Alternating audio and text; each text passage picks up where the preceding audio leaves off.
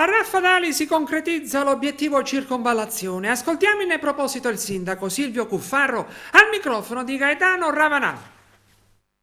Circonvallazione Raffadali, anche questa è una realtà. Anche questa è un'incompiuta da tanti anni, anche questa è stata pubblicata il giorno 31, la programmazione che ha fatto la Sicilia con il governo nazionale dei fondi di sviluppo e coesione, la circonvallazione Raffadali è stata firmata. Speriamo entro i primi di gennaio di tirarla fuori e fare le procedure di gara. Io penso che dopo tanti anni di lavoro finalmente sono riuscito a portare a termine due grandi incompiute.